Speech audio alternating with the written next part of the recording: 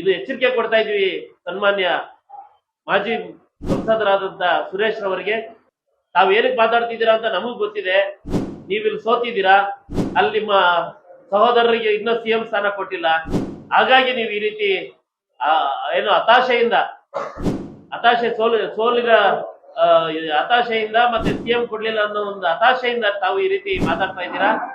ತಾವು ಸೋಲಿನ ಹತಾಶೆಯಿಂದ ಮಾನಸಿಕ ಸ್ಥಿಮಿತವನ್ನ ಕಳ್ಕೊಂಡು ತಾವು ಆರೋಗ್ಯನ ಹಾಳು ಮಾಡಿಕೊಂಡು ಈ ರೀತಿ ಮಾತಾಡ್ತಿದ್ದೀರಾ ಅಂತ ನಮ್ಗೆಲ್ರಿಗೂ ಅನ್ಸುತ್ತೆ. ನಾವು ಆದ್ರೂ ಭಾವಿಸ್ತೀವಿ.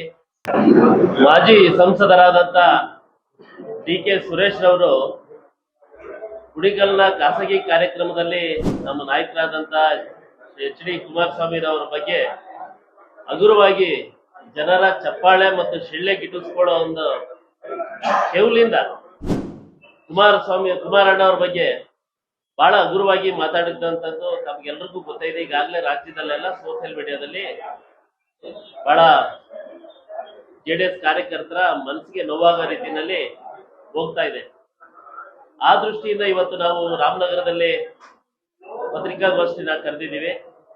ಅವರಿಗೆ ತಮ್ಮ ಮುಖಾಂತರ ಹೇಳೋದಿಷ್ಟೇ, ತಾವು ಸೋಲಿನ ಹತಾಶೆಯಿಂದ ಮಾನಸಿಕ ಸ್ಥಿಮಿತವನ್ನ ಕಳ್ಕೊಂಡು ತಾವು ಆರೋಗ್ಯನ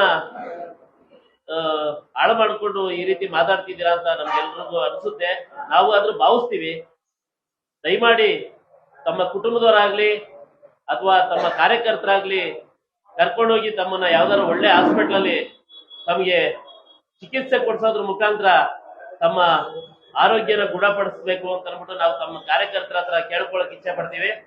ಒಂದ್ ವೇಳೆ ನಿಮ್ ಕಾರ್ಯಕರ್ತರು ಅಥವಾ ನಿಮ್ ಕುಟುಂಬದವ್ರು ಏನಾದ್ರು ತೋರಿಸ್ತಿಲ್ಲ ಅಂತಂದ್ರೆ ನಮ್ಮ ಕಾರ್ಯಕರ್ತರು ನಿಮ್ ಮನೆ ಹತ್ರನೇ ಒಳ್ಳೊಳ್ಳೆ ಡಾಕ್ಟರ್ಗಳನ್ನ ಸ್ಪೆಷಲಿಸ್ಟ್ಗಳನ್ನ ಕರ್ಕೊಂಡ್ಬಂದು ನಿಮ್ಗೆ ಟ್ರೀಟ್ಮೆಂಟ್ ಕೊಡ್ಸೋಂತ ಕೆಲಸನ ನಾವು ಮಾಡ್ತೀವಿ.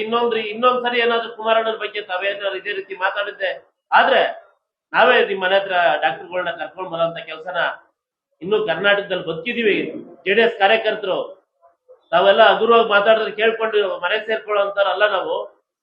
ತಾವ್ ಏನಕ್ಕೆ ಮಾತಾಡ್ತಿದ್ದೀರಾ ಅಂತ ನಮಗ್ ಗೊತ್ತಿದೆ. ನೀವಿಲ್ಲಿ ಸೋತಿದ್ದೀರಾ, ಅಲ್ಲಿ ನಿಮ್ಮ ಸಹೋದರರಿಗೆ ಇನ್ನೂ ಸಿಎಂ ಸ್ಥಾನ ಕೊಟ್ಟಿಲ್ಲ.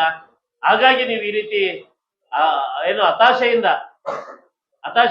ಸೋಲಿನ ಹತಾಶೆಯಿಂದ ಮತ್ತೆ ಸಿಎಂ ಕೊಡ್ಲಿಲ್ಲ ಅನ್ನೋ ಒಂದು ಹತಾಶೆಯಿಂದ ತಾವು ಈ ರೀತಿ ಮಾತಾಡ್ತಾ ಇದ್ದೀರಾ.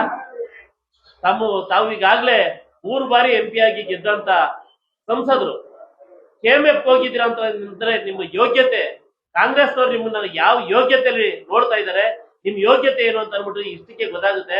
ನೀವು ಕೇಂದ್ರ ಸರ್ಕಾರದಲ್ಲಿ ಬೃಹತ್ ಕೈಗಾರಿಕೆ ಮಂತ್ರಿ ಆಗಿರ್ತಕ್ಕಂಥ ಕುಮಾರಣ್ಣ ಅವ್ರನ್ನ ಹೋಲಿಕೆ ಮಾಡ್ಕೊಂಡು ನೀವು ನಾನ್ ಮಾತಾಡಿದ್ರೆ ದೊಡ್ಡವನು ಆಯ್ತೀನೇನೋ, ಸರ್ಕಾರದಲ್ಲೇ ಅಥವಾ ಬೇರೆ ಇನ್ನು ಕಾಂಗ್ರೆಸ್ ದೊಡ್ಡ ಹುದ್ದೆ ಕೊಡ್ಬೋದು ಅನ್ನೋ ಅಂತ ಒಂದು ಭ್ರಮೆನಲ್ಲಿ ನೀವು ಮಾತಾಡಕ್ ಹೋಗ್ಬೇಡಿ. ಇದು ಎಚ್ಚರಿಕೆ ಕೊಡ್ತಾ ಇದೀವಿ ಸನ್ಮಾನ್ಯ ಮಾಜಿ ಸಂಸದರಾದಂತ ಸುರೇಶ್ ರವರಿಗೆ. ಇನ್ನೊಂದು ಬಾರಿ ಕುಮಾರಣ್ಣನ ಬಗ್ಗೆ ಮಾತಾಡಿದ್ದೆ ಅದರಲ್ಲಿ ನಮ್ಮ ಕಾರ್ಯಕರ್ತರು ನಿಮ್ಮ ವಿರುದ್ಧ ಸಿಡ್ದೇಳ್ತಾರೆ ಅಂತ ಎಚ್ಚರಿಕೆನ ಅವ್ರಿಗೆ ಕೊಡ್ತಾ ನಾನು ಮಾತು ಮುಗಿಸ್ತೇನೆ.